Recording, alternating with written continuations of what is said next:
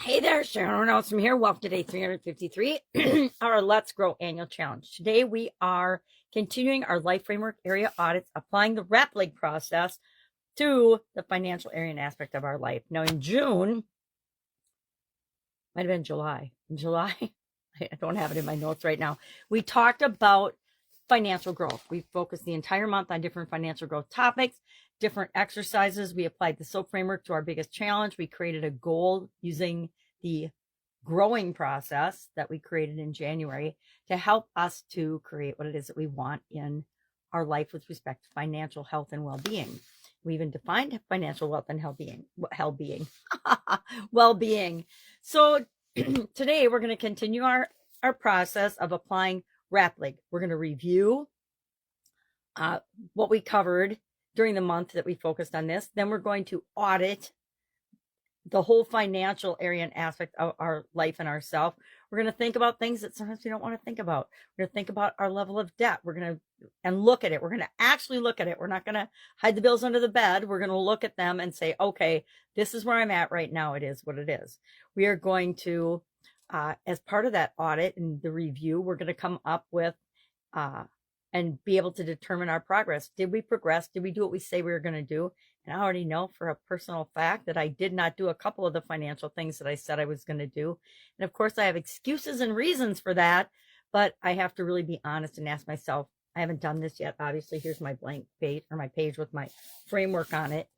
I have to ask myself, are my excuses and reasons valid enough for not having done what I told myself I was going to do? And a lot of times they're not, which becomes one of my lessons learned, which is the L in the lig part of our RAPLIG.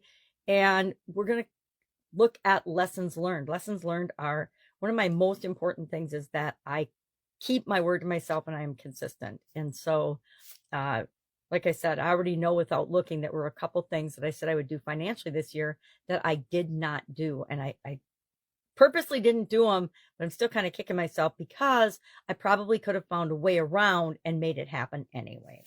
I stands for impact in other areas of our life, other areas of our business, other things outside of just financial. And financial, like all the other areas of the life framework, absolutely positively impact every other area. If I'm struggling financially, I'm probably not taking physical, mental, or emotional care of myself well enough. And it's kind of a catch-22. We have to take care of ourselves physically, mentally, emotionally in order to create financial success in our life. No, it's not always true. I mean, I created a lot of financial success and I wasn't balanced or taking care of myself in any of those areas. However, I did have a sudden cardiac arrest and drop dead. So there's a lesson learned there that you can do that for the short term, but in the long term, you're not going to get out of it alive. It's not going to work out for you. And then finally, what's our goal or goals for next year? I usually have at least 3 financial goals for the next year. It's one of the areas I let myself have 3 in. Why do I cut it off at 3?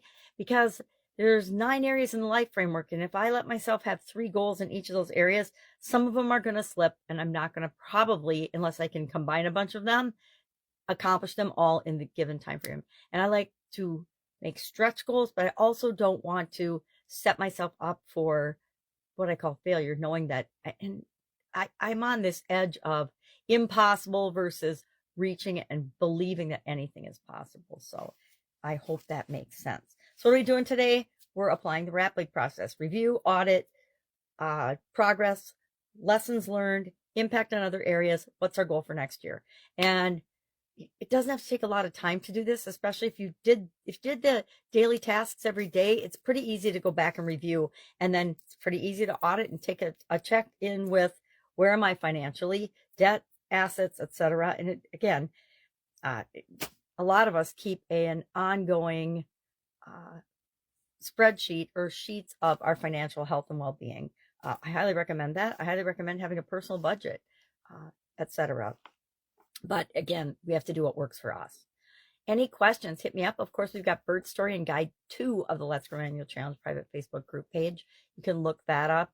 I didn't review Bert's before I hopped on today, but I will after this when I go to post it. If I can help you anyway, if you've got any questions, if you're struggling with any part of the process, please, please, please ask. So I know where the glitches are for other people. I know where I stumble a little bit. Mostly it's talking about it, not actually doing it. All right. Have an awesome day. And I'll, of course, be with you tomorrow.